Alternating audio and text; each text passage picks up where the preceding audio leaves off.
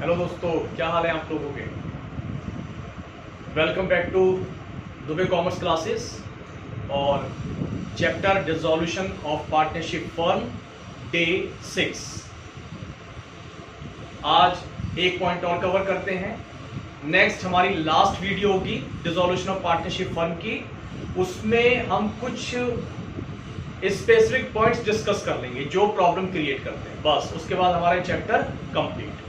तो आज एक सेपरेट पॉइंट को डील कर रहा हूं, ठीक, वो है workman compensation fund. Workman compensation fund को किस तरीके से डील किया जाता है उसको देखना है। तो देखो, बैलेंस शीट में गिवन है वर्कमैन कंपनसेशन फंड 10,000। ध्यान से सुनना, क्योंकि एडमिशन रिटायरमेंट में इसका ट्रीटमेंट कुछ और होता है और यहां पर इसका ट्रीटमेंट कुछ और है। तो जरा पूरा जो लेक्चर है उसको आप थोड़ा ध्यान से, पूरे कंसंट्रेशन से, पूरे फोकस से सुनिएगा, ठीक है। तो बैलेंस शीट में WCF दे रखा है 10,000, मतलब हमने अपने प्रॉफिट में से पैसा साइड में रखा हुआ है कि इन केस कुछ मिसहैपनिंग होगी तो अपने वर्कर्स को इस 10,000 में से कुछ दे देंगे। अब इसमें आपको एक बात ध्यान रखनी है, जितने की लायबिलिटी डिसाइड होगी उसे आपको क्रेडिटर्स की तरह मानना है। आई रिपीट, जितने की लायबिलिटी डिसाइड होगी WCF में, यानी कि जितना हमें अपने वर्कर्स को पे करना पड़ेगा, वो नीचे जहां इंफॉर्मेशन होती है, एडिशनल इंफॉर्मेशन, वहां गिवन होगा कि लायबिलिटी डिसाइडेड फॉर WCF या for workman compensation rupees this. तो जितने की लायबिलिटी डिसाइड होगी उसे आपको क्रेडिटर्स की तरह मानना है।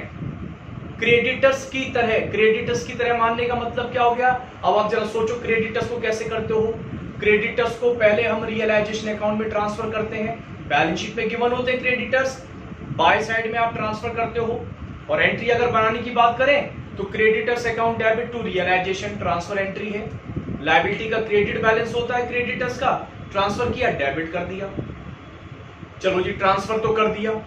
ट्रांसफर के बाद क्या क्रेडिटर्स को आप ऐसे ही छोड़ देते हो? नहीं, उसकी पेमेंट भी करी जाती है। कई बार नीचे बता देता है कि क्रेडिटर्स की पेमेंट हो गई, और कई बार नहीं बताता तो आप अपने आप पेमेंट भी करते हो। और जब पेमेंट करते हो तो किधर लिखते हो?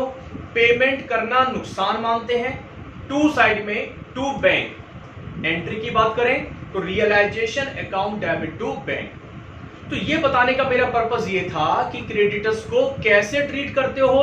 क्रेडिटर्स को पहले ट्रांसफर करते हो और फिर क्रेडिटर्स की पेमेंट भी करते हो। ट्रांसफर करते हो तो बाय क्रेडिटर्स लिखते हो, पेमेंट करते हो तो टू बैंक लिखते हो रियलाइजेशन अकाउंट में। वापस मैं WCF पे पहुंचता हूं। मैंने बोला कि जितने की लायबिलिटी डिसाइड होगी उसे आप क्रेडिटर्स की तरह मानोगे, और उसके बाद अगर कुछ पैसे बच जाते हैं, क्योंकि हमने तो फंड बना रखा है ना कि इसमें से पैसा देंगे, तो जितने की लायबिलिटी डिसाइड होगी, जितना पैसा देना पड़ेगा वो क्रेडिटर्स की तरह माने जाएंगे, और बाकी जो बच जाएगा वो तो प्रॉफिट हो गया। और प्रॉफिट कहां? पार्टनर्स में डिस्ट्रीब्यूट कर दिया जाता है। जैसे रिजर्व हो गया ना, हमने प्रॉफिट में से पैसा साइड में रखा था और वो पैसा भी यूज नहीं हो पाया, बच गया उस पैसे में से, तो वो पैसा कैसा हो जाएगा? रिजर्व के नेचर का बन जाएगा, और वो रिजर्व को क्या करते हैं? पार्टनर्स में डिस्ट्रीब्यूट कर देते हैं। बस अगर आपको मेरी ये बात समझ में आ रही है तो उसी पर बेस्ड ये 3 केसेस मैं यहां पर बनाऊंगा, लिखूंगा और समझाऊंगा। केस 1, नो इंफॉर्मेशन, कोई भी इंफॉर्मेशन नीचे नहीं बता रखी। इट मींस कोई भी लायबिलिटी डिसाइड नहीं हुई, कोई मिसहैपनिंग नहीं हुई। तो बताओ, ये जो WCF है ये क्या हो गया? ये सारा का सारा हमारा रिजर्व हो गया, मतलब सारा का सारा बच गया। और मैंने बोला है कि अगर पैसा बच जाएगा तो पार्टनर्स में ट्रांसफर कर दिया जाएगा, ठीक है। इसमें से कुछ भी क्रेडिटर्स की तरह नहीं मानना। तो WCF की जब ट्रीटमेंट करोगे तो आपको एक बार नीचे जरूर चेक करना पड़ेगा कि नीचे इंफॉर्मेशन दी गई है या नहीं दी गई है ना। बाकी में हम नहीं करते थे, बैलेंस शीट पे गिवन होता था, बस केवल ट्रांसफर करने का काम कर दिया करते थे। WCF एकमात्र ऐसा पॉइंट है जहां पर आपको पहले नीचे चेक करना पड़ेगा कि इसमें कितने की लायबिलिटी डिसाइड हुई है या कितने की लायबिलिटी डिसाइड नहीं हुई है। जितने की लायबिलिटी डिसाइड होगी वो रियलाइजेशन में आएगा, बच जाएगा, पार्टनर्स में डिस्ट्रीब्यूट कर देंगे। तो कोई इंफॉर्मेशन नहीं, सारा पार्टनर्स में बांट देंगे। पार्टनर्स की कैपिटल इंक्रीज, और पार्टनर्स की कैपिटल इंक्रीज होती है तो पार्टनर्स को क्रेडिट करते हैं। तो WCF account debit, fund distribute हो रहा है, लायबिलिटी में है, खत्म हो रहा है, क्रेडिट कर दिया, डेबिट कर दिया। लायबिलिटी का क्रेडिट बैलेंस होता है ना, इसलिए डेबिट कर दिया। तो WCF account debit to A's capital to B's capital. मैंने माना है कि पार्टनर जो है ए और बी हैं, तो 10,000 5,000 5,000 हमने डिस्ट्रीब्यूट कर दिया। अब इसको पार्टनर्स कैपिटल में कैसे शो करेंगे? रियलाइजेशन में तो आएगा नहीं।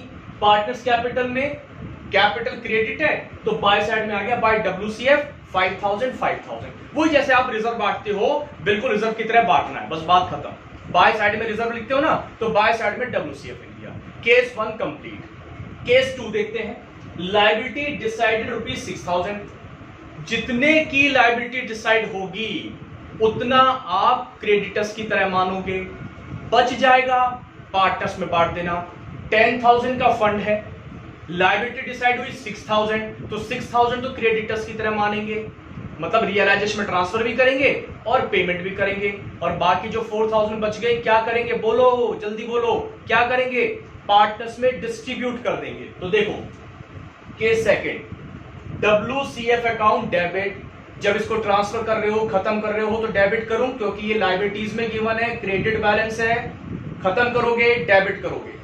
2 कहां ट्रांसफर कर रहे हो? उसमें से 6,000 रियलाइजेशन में, क्रेडिटर्स की तरह मान रहे हो ना, तो 2 रियलाइजेशन 6,000, बाकी जो 4,000 बच गए क्या करोगे?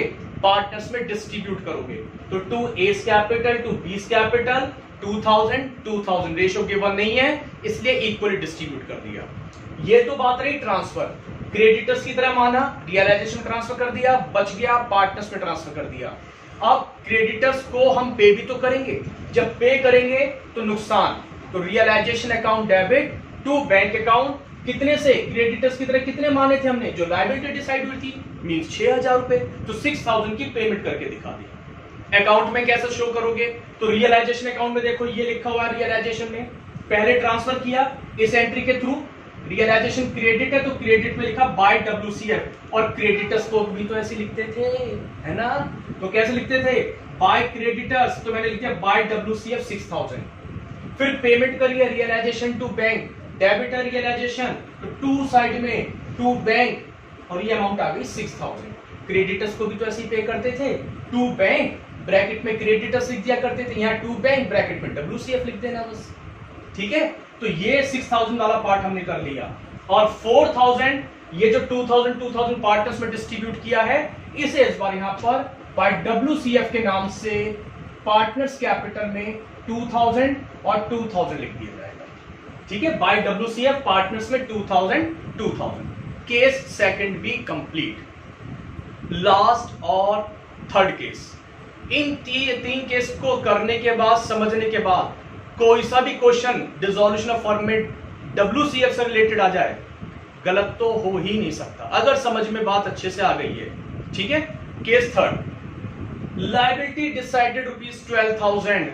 हमने तो सोचा था, फंड बनाया था 10,000 का कि इन केस कुछ मिसहैपनिंग होगी तो 10,000 इसमें से हम पे कर देंगे, लेकिन कोई हो सकता है एक्सीडेंट वगैरह ज्यादा सीरियस हो तो हमारे को 12,000 पे करने पड़ रहे हैं। ज्यादा करने पड़ सकते हैं, सोचा था 10 करने पड़ेंगे लेकिन ज्यादा पे करने पड़ रहे हैं।